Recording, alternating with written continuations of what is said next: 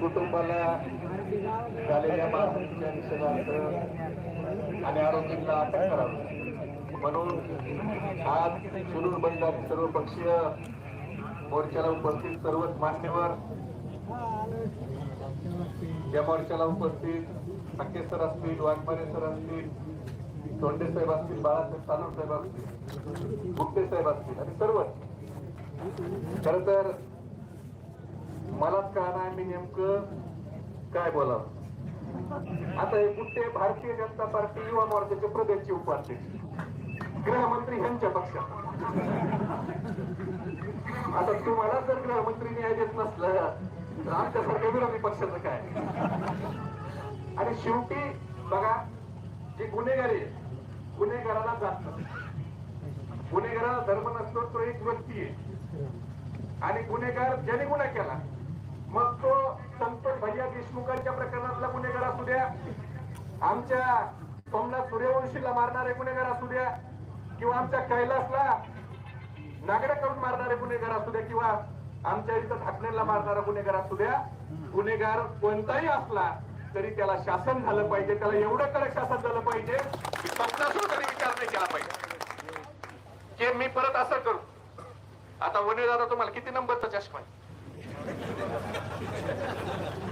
आता बंडल फेकले नोटाचे. सुप्रियाताईने ट्विट केलं देशाच्या अर्थमंत्र्याला की हे पैसे कुठून आले तपासा. आणि रात्री तुमच्याच पक्षाचे आमदार सुरेश धस म्हणतायत 2-2.5 लाख रुपये. 2-2.5 लाख काय 2-2.5 लाख आहेत का ते? तेवढा वाटा त्यांना गेला, त्यातला वाटा तेवढा त्यांना पोहोचला. असं आहे की गुन्हेगार गुन्हेगार आहे. तुम्ही गुन्हेगाराला कसं पाठीशी घालू शकता? मला बोलायचं. आता खोक्याचा मला बी फोन आला. मी पहिल्या दिवशीच बोललो चॅनलला की हा भाजपचा कार्यकर्ता आहे, तुमच्याच पक्षाचा आहे. फटके विमुक्त काहीतरी आघाडी तुमची. अहो कसला राजीनामा, आता दिलाय राजीनामा घेतला. हे असंच होतंय बघा. पक्ष आला का, पक्ष आला का हे मी तुम्हाला सांगतो. आता ज्या सुरेश धसांचा आपण राजीनामा मागतोय त्यांना मतदान करणारे निम्मे सगळे सगळे सगळे सगळे 75% धोंडे साहेबांना सुद्धा दिलं, मला सोडलं. म्हणजे आज आपण ज्यांचा राजीनामा मागतो, शेवटी पक्ष राजकारण इलेक्शन ही नंतरची गोष्ट आहे. सगळ्यात वाईट प्रवृत्ती कोणती तर गुन्हेगारी प्रवृत्ती. आता त्याचं एक भाषण आहे, ते म्हणला मी अण्णाचा एवढा चाहता आहे की अण्णा मुख्यमंत्री झाले पाहिजे. कोणत्या पक्षातून? मी भाजपचा राजीनामा देऊन टाकतो. चांगली गोष्ट आहे. अण्णाला मुख्यमंत्री करा, तू अर्थमंत्री होय.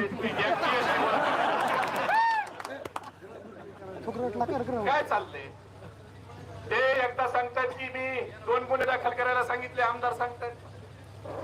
एकदा सांगतात की मुलीच्या प्रकरण झालं. मला खोक्याचा फोन आला भागवतराव.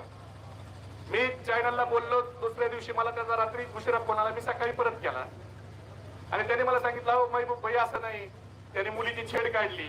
अरे मी मला छेड काढली म्हणजे काय बॅटीने मारायचं का? जर छेड काढली तर तुम्ही त्याला धरा, गचीला धरा, 2 मुस्कडी खाना, त्याला पोलिसांच्या हवाली करा ना. शेवटी पोलीस आणि कायदा कशाला आहे? जर आमचं ढाकणे कुटुंब चुकलं असतं तर तुम्ही त्याला धरून आणा, पोलीस स्टेशनच्या हवाली करा ना. ही काय नवीन पद्धत काढली की जनावरासारखं मारायचं आणि परत आपल्याला कायद्याने जो अधिकार दिलाय त्या अधिकाराचा गैरवापर करून खोटे गुन्हे दाखल करायला यायचं.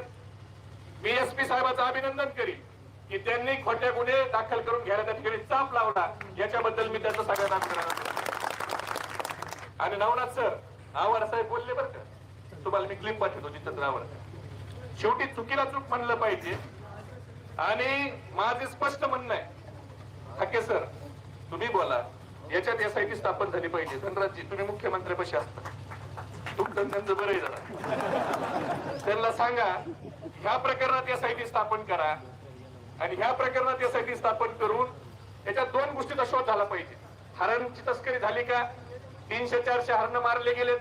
फॉरेस्टचे काही अधिकारी खासगीत आम्हाला सांगतायत की बाबा इथं 300-400 हरणाची कत्तल झाली. मग त्या हरणाच्या मांसाची तस्करी झाली का? ते मांस कुठे कुठे गेलं, कुठे कुठे विकलं गेलं, याची चौकशी झाली पाहिजे.